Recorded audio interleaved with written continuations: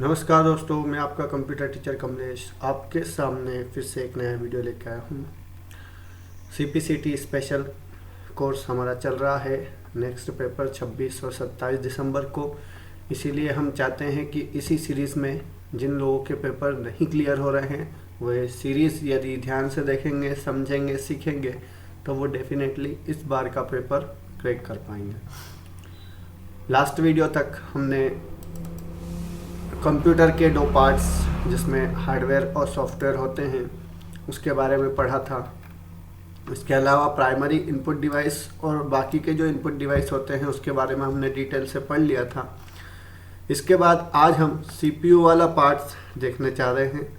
CPU के 3 हिस्से होते हैं। पहली बात जो सीपीसीटी में क्वेश्चन आ सकता है वो सेंट्रल प्रोसेसिंग यूनिट, जो कि सीपीयू का फुल फॉर्म होता है, तो इसलिए कंफ्यूज ना हो।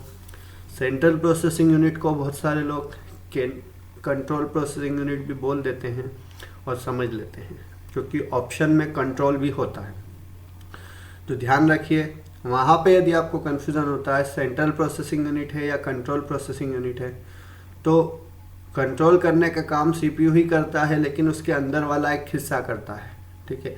लेकिन सेंट्रल प्रोसेसिंग यूनिट है, ये केंद्रीय इकाई है जो इनपुट और आउटपुट को बांधे रखता है, ठीक है। इनपुट से भी डाटा यही लेता है और आउटपुट को भी डाटा कौन देता है? Central processing unit. चूँकि यह केंद्रीय इकाई है, जिस तरह से देश के अंदर केंद्रीय गवर्नमेंट होती है और वो केंद्रीय गवर्नमेंट देश को चलाती है, बाकी सारे राज्यों से कनेक्टेड होती है, वैसे ही ये सेंट्रल प्रोसेसिंग यूनिट है, केंद्रीय प्रसंस्करण इकाई है, संसाधन इकाई है, इसीलिए सेंट्रल है, कंट्रोल नहीं है, ठीक है। तो सेंट्रल प्रोसेसिंग यूनिट, ठीक है, ध्यान में आया।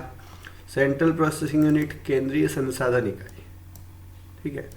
इसके अंदर भी 3 पार्ट्स होते हैं। 3 पार्ट्स कैसे? पहला होता है ALU, arithmetic logical unit.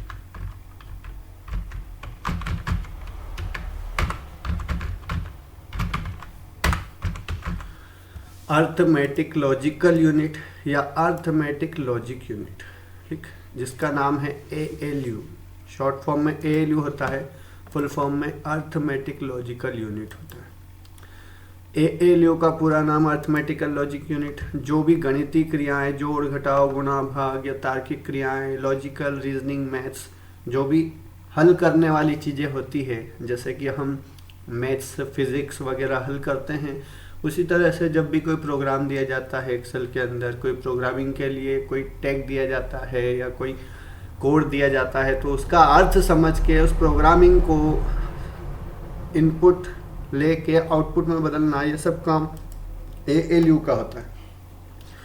ALU ही सबसे बड़ा दिमागी पार्ट होता है कंप्यूटर के अंदर, ये आपको समझ के रखना है। सीपीयू के अंदर पहला पार्ट हो गया ALU, दूसरा पार्ट होता है CU, कंट्रोल यूनिट, ठीक है।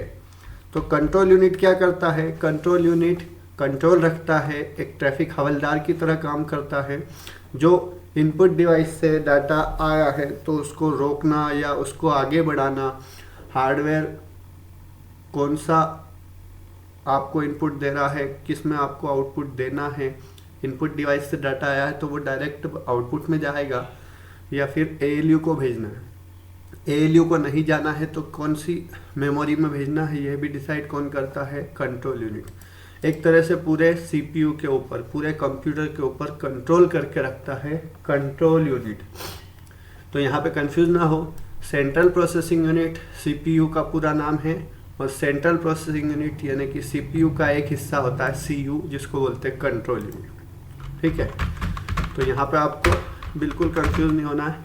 कंट्रोल यूनिट है और कंट्रोल करता है, ट्रैफिक हवलदार की तरह काम करता है। कहाँ से डाटा आया, कहाँ जाएगा, कैसे गया, क्यों गया, ये सारी चीज़ें कौन रखता है यार? CU, ठीक है। मतलब कि ALU को डाटा भेजने का काम कौन करता है? CU। ALU को निर्देश देने का काम कौन करता है? CU। यदि CU नहीं होगा तो ALU अपना काम नहीं कर सकता। ALU का काम CU नहीं कर सकता, लेकिन ALU तब तक काम नहीं कर सकता जब तक कि वो CPU से निर्देश प्राप्त नहीं कर लेता। तो ये 2 पार्ट क्लियर हो गए आपको। थर्ड वाला जो पार्ट होता है ALU का वो होता है CPU का वो होता है मेमोरी यूनिट MU। ठीक है, मेमोरी यूनिट हमारी याददाश्त जिस तरह से होती है कि हम याद रख सकते हैं किसी को, हमारा दिमाग होता है, उसी तरह से CPU के अंदर मेमोरी यूनिट्स होती है। एक होती है primary unit,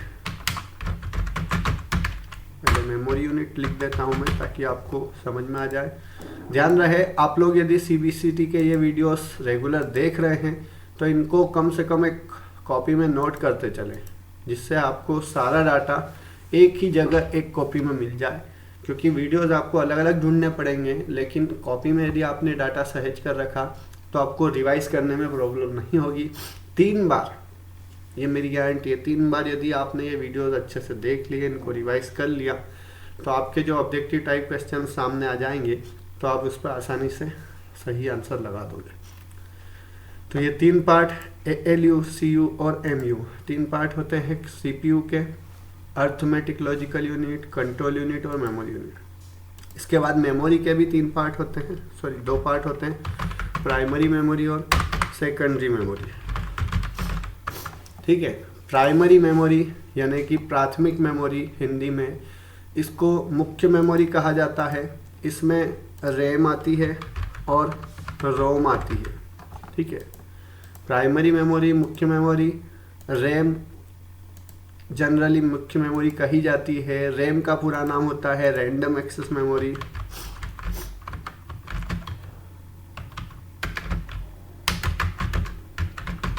random access memory इसका नाम इसलिए होता है क्योंकि जो भी डाटा कंप्यूटर में हम इनपुट करवाते हैं, चाहे वो कहीं से भी हुआ हो, चाहे वो इनपुट डिवाइस से हुआ हो, चाहे वो किसी मेमोरी में सेव डाटा को आपने फिर से खोला हो, चाहे वो आपने माउस से या किसी भी तरह से इनपुट करवाया हो, वो कहाँ सेव होता है?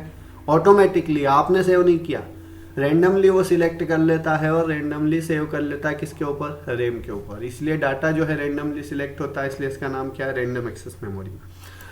फिर दूसरा जो होता है ROM, read only memory.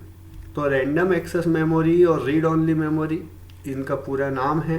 Random access memory जो है रैंडमली डाटा अपने ऊपर सेव करती है। ये जो डाटा मैं अभी यहाँ बना रहा हूँ, ये मैंने सेव नहीं किया है, तो ये कहाँ सेव रहेगा? रैम के ऊपर। लेकिन रैम जो है वो एक वोलेटाइल मेमोरी है, अस्थायी मेमोरी है,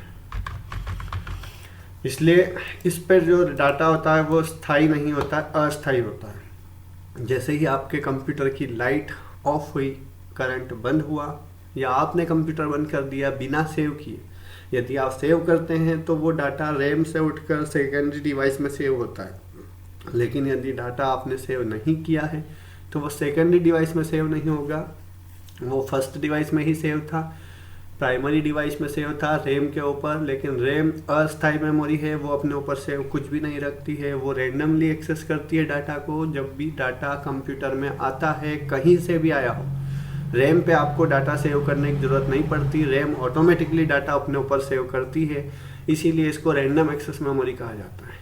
और जितना ज़्यादा रैम पे डाटा रहेगा उतना आपका कंप्यूटर लोड से चलता है। इसलिए पहले जो था वो जितनी ज़्यादा रैम रहेगी उतना ज़्यादा आपका कंप्यूटर सही चलेगा, ये कहा जाता था। 1 GB रैम की कीमत लगभग 250 से 500 रुपये के लगभग आती है मिनिमम। इसके अलावा आप जितनी ऊंची कंपनी की लेंगे उतनी ऊंची कंपनी की अलग से रैम आएगी। तो ये रैम की डिटेल। एक पार्ट हमको मेमोरी यूनिट का भी देखना पड़ेगा, जिसमें primary memory, secondary memory, primary के दोनों पार्ट्स, इनके जो प्रकार हैं वो, सेकेंडरी मेमोरी कौन सी होती है, इनके प्रकार, इनकी विशेषताएं, ये सब चीज़ों के लिए हम नेक्स्ट वीडियो में देखेंगे। अभी मैंने CPU के 3 पार्ट बताया आपको, ALU, CU और MU। ठीक है, इसके बाद मेमोरी 2 प्रकार की, प्राइमरी और सेकेंडरी। और प्राइमरी मेमोरी के 2 पार्ट होते हैं, रैम और रोम। इतना आज के वीडियो में। अगले वीडियो में हम मेमोरी के दोनों पार्ट्स के बारे में डिटेल में पढ़ेंगे। और ये वीडियोस जो हम बना रहे हैं ये अभी डिटेल वाइज नहीं है। जब इनको और डिटेल वाइज देखेंगे तो इनपुट डिवाइस के भी कई सारे वीडियोस बनेंगे जिनको डिटेल में पढ़ा जाएगा। ठीक है, तो आज के इस वीडियो में इतना ही। आशा करता हूँ आपको वीडियोस पसंद आ रहे होंगे, तो लाइक करते रहिए, शेयर करते रहिए। धन्यवाद।